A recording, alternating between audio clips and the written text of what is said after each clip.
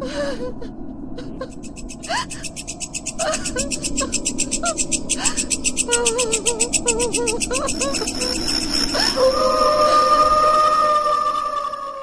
kembali lagi di DSCB TV.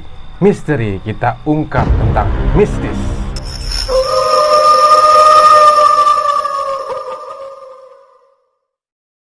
Oke, masih di channel DSCB TV. Kita kedatangan narasumber dan saya akan bertanya-tanya tentang cerita mistis. Dengan siapa saya bicara? Dengan Adi. Dengan Adi. Iya. Boleh bercerita tentang kemistisannya, kehororannya nih. Boleh. Jadi gini ceritanya kita sekarang tentang Pengalamannya apa nih? Pengalamannya tentang mistis. Oke. Sebenarnya awal-awal tuh kalau masalah mistis Oke. ya atau tentang goib itu percaya nggak percaya sih. Karena dulu termasuk orang yang nggak begitu percaya tapi nggak terlalu begitu gitu. Tapi setelah melihat secara langsung baru kita pernah melihat sebelumnya? melihat. Itu waktu umur 12 tahun. 12 tahun. Itu di rumah sendiri. Di rumah sendiri. Di rumah. Oke. Di belakang rumah lah. Ceritanya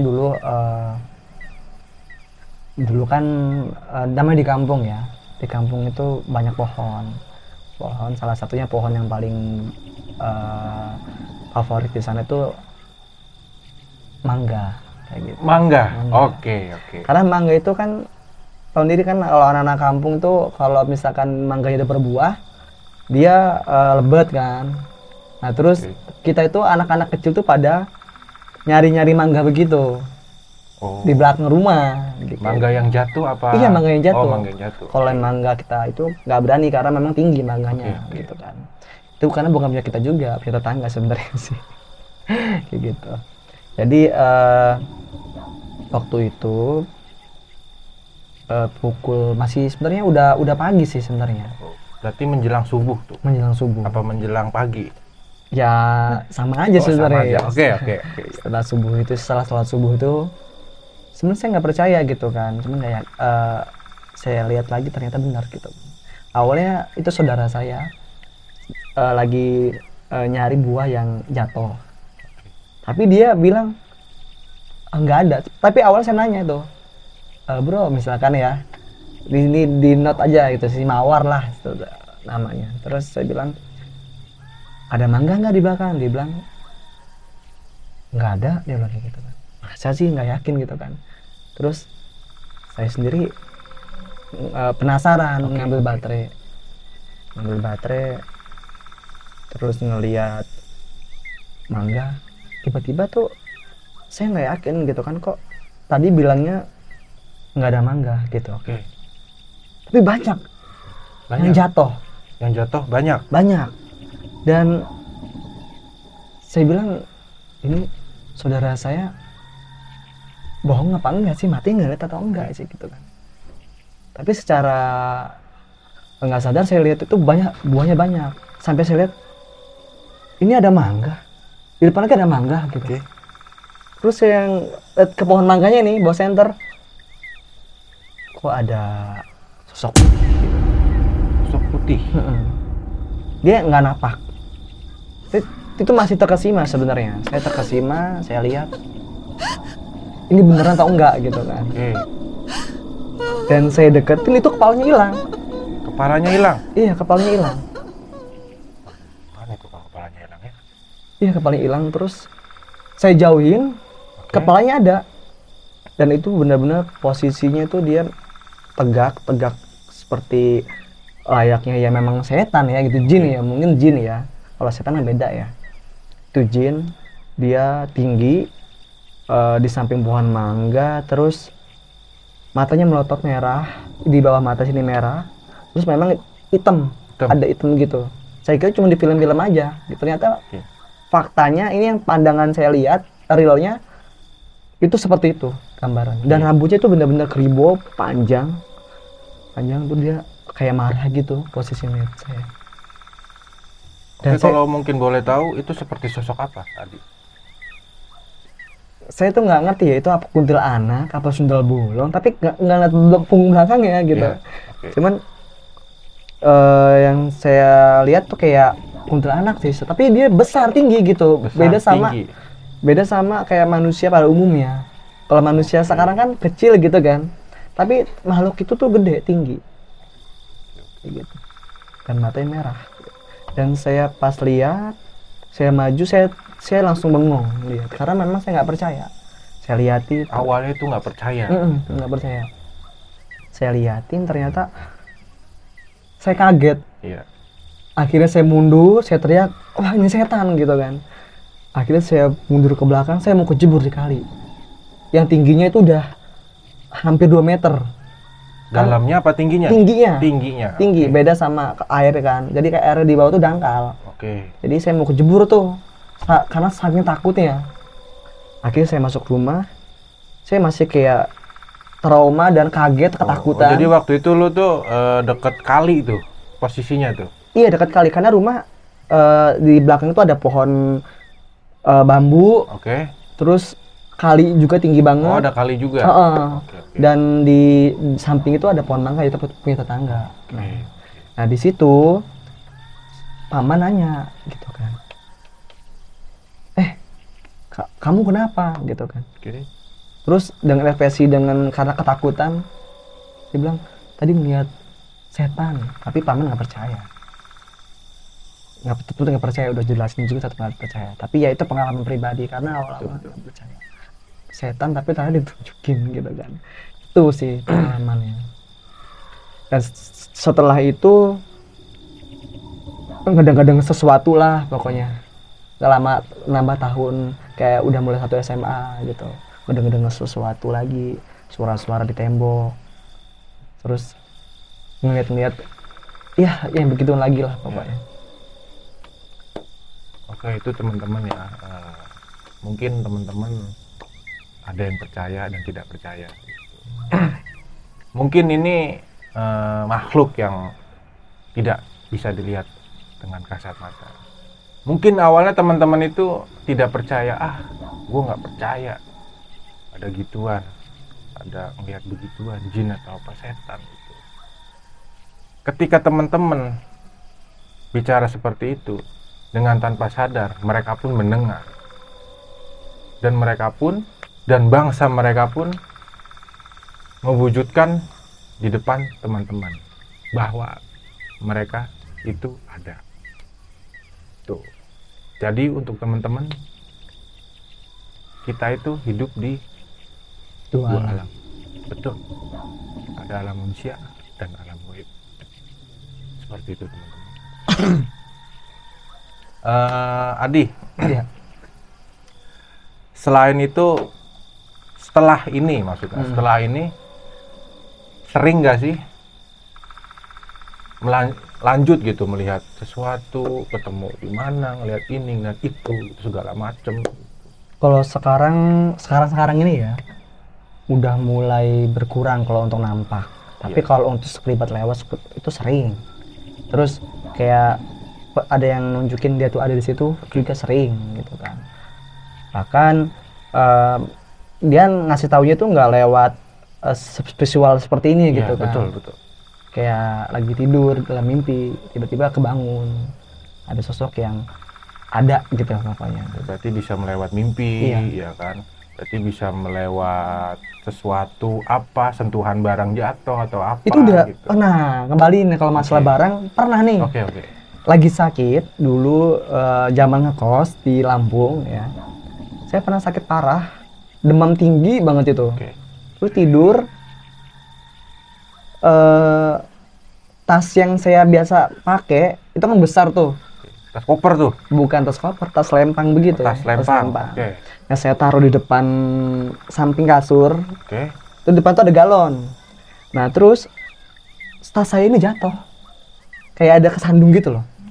Itu posisinya di rumah itu ada orang atau sepi? Enggak, ada sendiri. Sendiri? Oke. Dan saya tuh ngelawan rasa kayak semacam biasa aja, tapi sebenarnya hati mah takut gitu. Iseng ya? Iseng banget. Bibir, muka mulai pura-pura senyum, padahal hati takut banget itu. Karena begitu pas apa namanya tas jatuh, itu galon itu kayak jebung gitu loh, kayak air itu diangkat gitu. Jadi galon tuh kayak berasa diangkat jatuh lagi gitu Iya. di tempat galonnya itu. Iya, iya. Nah itu pengalaman yang sangat nggak pernah terlupakan sampai sekarang. Tapi nggak kaget tuh, astagfirullahaladzim gitu. Astagfirullahaladzim. Bukan, kalau kaget itu pasti. Oke. Itu cuman lemas aja badannya. Karena kan ngelawan hal-hal gitu kan kayak energi kita tuh kesedot gitu ya. Pasti kaget dulu dong. Iya. Gitu. Iya. Gemeteran, terus ya namanya orang masih sakit juga lah, antara lemes gak lemes ya, namanya lagi sakit pasti lemes lah kan gitu kan. Betul. Kayak gitu. Itu pengalaman yang harus dilupakan juga, masalah barang.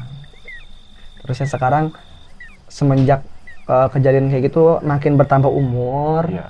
semakin kuat ngerasa hal-hal yang gaib kayak gitu. Ya banyak lah sebenarnya kalau mau dibahas satu persatu, pokoknya nggak cukup nih. Oke. Kayak gitu.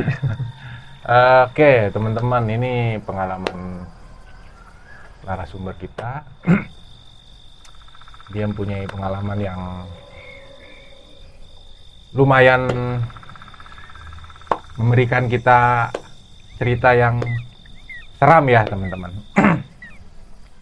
Oke, teman-teman, makasih sudah masih stay di DSCB TV Misteri.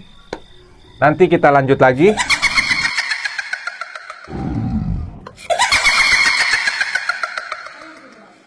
Oke, teman-teman, masih di channel DSCB Misteri. Adi, Ya. mungkin pengalaman Adi tuh kadang melihat nih, suka melihat penampakan seperti itu, ya kan, penampakan ya wujud-wujud ya seperti itulah. Gua nggak mau nyebutin itu namanya gitu. Pernah nggak sih Adi tuh diisengin atau diusilin, maksudnya tuh dalam arti entah Adi lagi beraktivitas, entah lagi makan gitu, atau lagi apa, itu kan tadi kan posisinya lagi di rumah, mungkin isengnya dia memberikan tanda bahwa gua tuh ada di sini gitu. Gua ngasih tanda tuh gua ngejatoin galon nih gitu, kayak gitu. Ya kalau masalah iseng-iseng di sesuatu tempat sih itu kadang-kadang ada gitu. Oke. Cuman kalau untuk sekarang lebih mudah untuk dimasukin sama hal-hal yang kayak gitu. Oke. Bisa dibilang iga jarang ya. Kalau orang bilang itu iga jarang. Iga jarang itu apa ya? Gue juga baru tahu itu iga jarang tuh apa. Iga jarang tuh kalau kata orang yang ngerti itu udah mudah dimasukin sama makhluk-makhluk goib. Kerasukan. Iya. Oh, Gitu. kesurupan gitu, bahasa sininya tuh kesurupan gitu. Iga jalan kalau di sono gitu.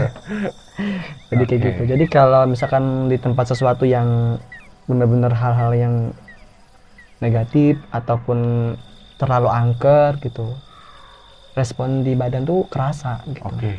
Bahkan sampai nggak sadar sih. Tapi nggak sadarnya bukan berarti kita guling-guling atau kita ngamuk-ngamuk tuh enggak. Cuman dirangsungin, cuman masih bisa ngontrol, cuman kita itu bukan diri kita. Oke. Kayak gitu. Berarti suka ke tempat-tempat yang angker nih Adi nih. Kalau untuk suka-suka kesana sih ya enggak juga, cuman pernah Maksudnya ziarah. ketemu gitu, maksudnya tanpa kita sadari gitu, kita jalan kemana, ada tempat rumah kosong atau apa gitu. Oh gitu. Seperti itu. Enggak, dulu pernah ke tempat studio rekaman Oke. di Jakarta nih ya. Oke. Terus kaget juga sih sebenarnya itu tempat rumah apa studio. Cuman saya masuk itu rumah. Cuman di atasnya tuh ada studio gitu. Rumah Di atasnya ada studio. Jadi Di kayak atas lantai dua. studio. Oh. Lantai dua. lantai dua lantai dua lantai. gitu. Kalau rumah atas studio gimana gitu kan? Mungkin agak blank dikit lah ya. Nah itu di bawahnya itu tempatnya tuh benar-benar mistis banget. Mistis. Oke. Mungkin ada apa ya, kain putih, Oke. terus ada di kursi gitu, kayak diikat begitu kan, kita ngeliatnya kayak ini apaan sih gitu kan. Tuh di sekeliling tuh kerasa banget gitu. Lingkungannya gak enak banget. Hawanya tuh, Hawanya nggak energinya enak. tuh nggak Energinya enak gitu. enak Oke, banget. oke. Sampai ngelihat kursi tuh walaupun ibaratnya nggak secara visual, dia kayak nunjukin, oh gua ada di sini loh gitu. Oke. Nah akhirnya pas gue duduk, masuklah Apa tuh yang maksud? masuk, tapi ngobrol biasa kayak gini sama teman-teman. Oke. Karena temen ini ada yang sifatnya angku, jadi yang si penunggu situ tuh masuk ke badan, Oke. itu dia ngelawan obrolan yang Iya. karena yang si penunggu itu tahu si temen ini ada barang yang kayak macam bawaan loh, kayak mungkin dia pernah minta atau kayak pusaka begitu dibawa. Oke. Ya, paham. Nah, akhirnya terkulik beneran. Ternyata si temen itu sifatnya tuh kayak angkuh gitu, kayak nantangin lah bahasanya gitu loh. Oh, gitu. Jadi inilah apa namanya? Kayak pengen itulah pokoknya lah, seperti Pokoknya dia lebih hebat lah Iya. gitulah. Jadi karena mungkin udah bukan kemauan diri sendiri, itulah. Iya. akhirnya masuk terus gitu tuh. Hmm. Terus aku juga ngomongnya juga mulai ngawur gitu kan, kayak nantangin berantem juga sama itu orang. Oke, jadi gitu. itu rasanya seperti apa tuh tadi tuh? Setelah dimasukin. Seketika emosi tinggi, lemes, Oke. itu memang badan udah nggak bisa ngapa-ngapain, cuman duduk terlentang gitu aja. Temen yang ngerti gua pribadi ya, mereka tahu, cuman dia megangin aja gitu kan, cuman suruh istighfar kayak gitu aja. Karena mereka tahu gitu siapa gua sebenarnya gitu kan.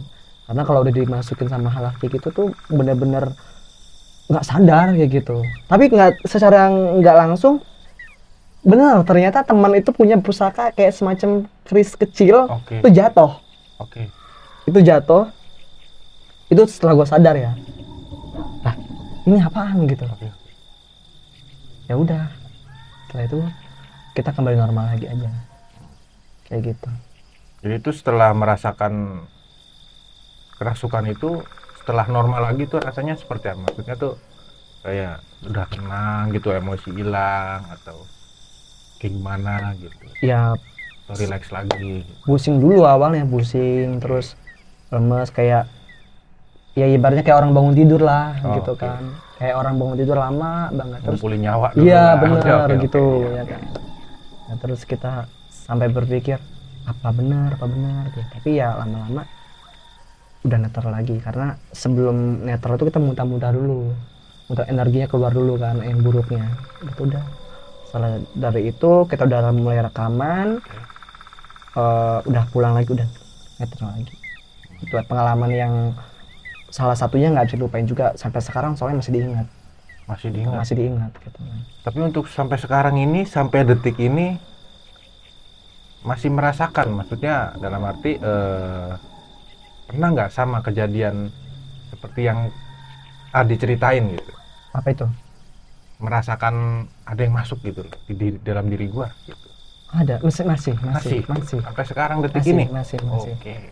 Bahkan tadi sebenarnya pas ngobrol berdua gini kayak rada ngeblank dikit, tapi masih bisa dikontrol sih. Iya, ada ngeblank dikit gitu ya.